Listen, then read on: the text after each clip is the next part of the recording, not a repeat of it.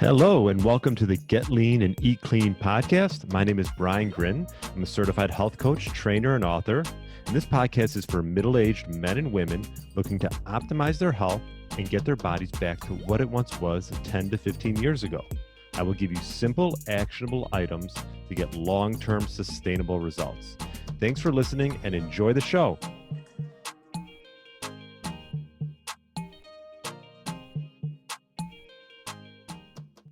All right, welcome to the Get Lean, Eat Clean podcast. My name is Brian Grin. I hope you had a great weekend and happy Tuesday. If you're listening to this on Tuesday, hope you had a chance to listen to my interview with Alan Meisner. He is a podcast host of the 40 Plus Fitness podcast, author, and trainer. And we touch on all about his road to losing 66 pounds in over an 11-month period, the importance of consistency, eating single ingredient foods, his tip to exercising as we age, and much, much more. So if you haven't already, definitely listen to my interview with Alan Meisner. That's episode 338. And on today's micro podcast, we're going to dive into a study that was published in February of 2021, the association of daily step count and serum testosterone among men in the United States. And really thought this was a cool study. And anytime you can incorporate walking, I think it's well worth it because, as you know, if you listen to my podcast, I am a big fan of daily walks with my dogs.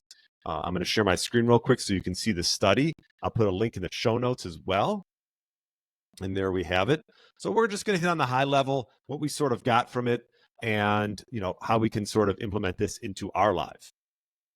Now, before I go into this study exactly, I just want to talk about testosterone.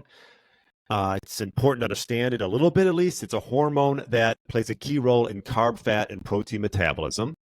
It's been known for some time that testosterone has a major influence on body fat composition and muscle mass, mainly in males. Testosterone deficiency is associated with an increased fat mass, in particular in what's called the central adiposity. And this is the adipose visceral fat that is around our bellies and accumulates over time. Sometimes you want to call it a pot belly or a bear belly effect. But either way, when you have an increase in fat mass, you're more prone to having a testosterone deficiency, along with reduced insulin sensitivity, impaired glucose intolerance, elevated triglycerides and cholesterol, and a low HDL cholesterol. All not great things.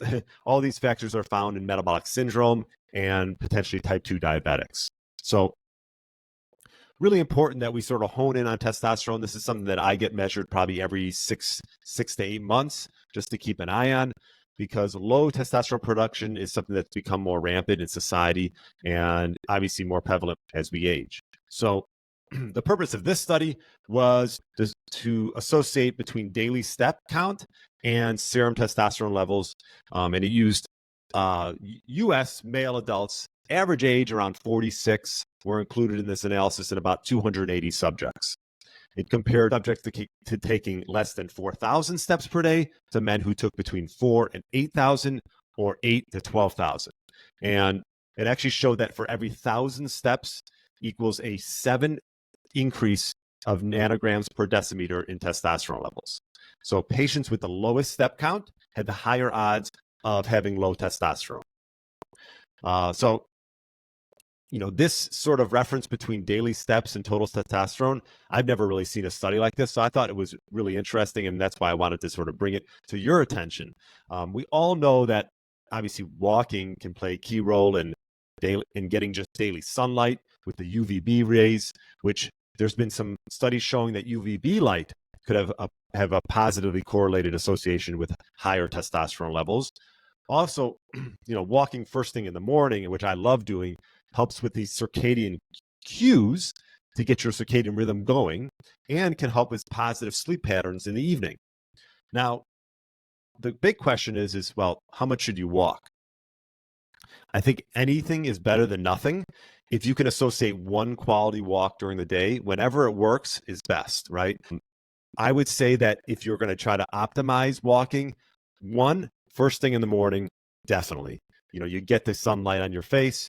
Like I said, you help with this circadian cues, which can help with better sleep quality in the evening. Also, what I would say is after meals is a great time to start walking as well, because it helps with digestion, blood sugar regulation. You're sort of killing two birds with one stone right there. So I would say that first and foremost, morning walks would be great. And then after meals is probably your next best bet. And I try to sort of walk for the most part in those windows, but any time is better than no time. And it's just showing that walking can play so many positive benefits in your life.